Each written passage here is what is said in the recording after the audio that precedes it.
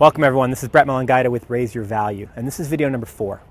Now in this video I want to talk about something very specific. In some ways it's an extension, or certainly a part of, what we talked about in video number 3, which was raising your value. What I want to talk about today though is a very specific concept, an idea that can magnify and elevate your value in ways that many people don't even realize.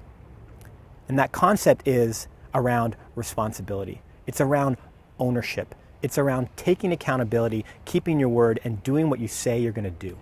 It sounds like a simple concept. Taking ownership, being accountable, keeping your word, doing what you say you're going to do. And conceptually, it is simple.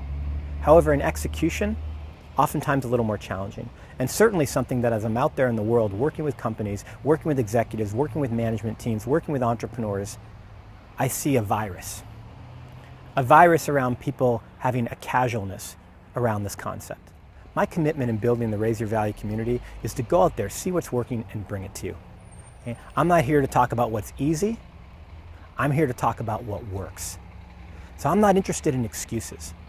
I'm interested in greatness. I'm interested in people who want to step up, take ownership for their life, take responsibility for their life, be accountable, and follow through. Right? If you're wondering, hey, why don't I have more time to do the things I love doing? Why aren't I creating more influence within my business, within my industry? Why aren't I making the real impact that I want to be making? I'm going to suggest that the answer to that question is not outside of you. It's not in circumstance, it's not in situation, it's inside of you. You want more time, more influence, more impact? Start by taking full ownership. Start by just simply doing what you say you're going to do. Now to some of you that might seem like a simple concept, and it is. And if I look at the last 12 months, working with Fortune 1000 companies, Inc. 5000 companies, working with management teams and executive teams, groups of anywhere from I'd say 5 to about 25, I can tell you that only on one single occasion did I work with a group where everyone showed up on time. All the other occasions, there was always people strolling in. We're supposed to start at 9, people strolling in at 9:05. People strolling in at 9:20 like it's no big deal. And look, I'm a coach, I'm a consultant. My job is to help these companies to raise their value. My job is to help them create more efficient cultures, to create better and higher results. So I talk to them about this stuff. And when I address it to them, when I say, well, what's the deal here? The response I get is often something along the lines of, well, that's just how it's done around here. That's just the culture. Really? That's the answer you want to go with? I mean, first off, is that your goal? Just to find where the norm is and kind of hang out in that range? And secondly, whose values are you living by? Yours or your organization's? If you're doing things because that's how it's done, you're basically adapting what you believe to what's around you. That's called reacting. Followers react. Leaders are proactive. Leaders say, this is what I believe. Be the change I want to see in the world. And they lead by example. They stay true to their values. Now, I'm not saying you're going to change your organization by doing that. Maybe you will, maybe you won't, but that's not really what it's about. This is about you. This is about each of us individually. Stepping up and being who we want to be and showing up the way that we want to show up.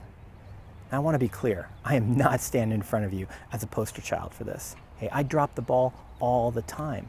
And I'm not asking anyone to be perfect, including me. All I'm asking is for people to care. To actually care about the fact that you say you're going to be somewhere at 9 a.m. and be there. Care about the fact that you say you're going to have something done by Tuesday and having it done. Care about the fact that you told the client you would do these 5 things and you do them. Not strolling in at 9:20 going, traffic was terrible. Really?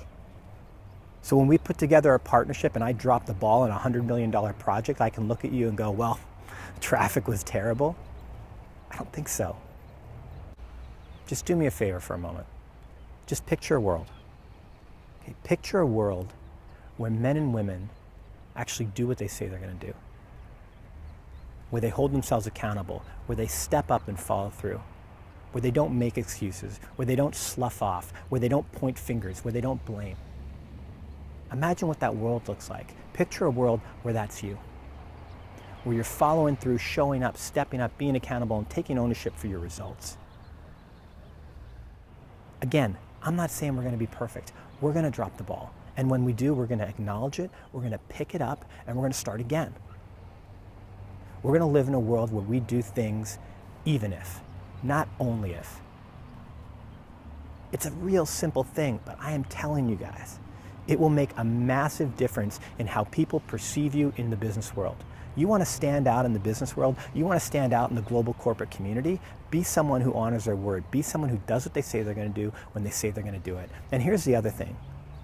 Going back to legacy, if legacy matters to you, people are watching you.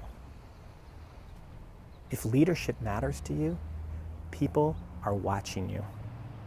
Your coworkers are watching you, your direct reports are watching you, your superiors are watching you, your industry is watching you, your kids are watching you. And here's the thing, your coworkers' kids, they're watching you too. And your industry's kids, they're watching you too.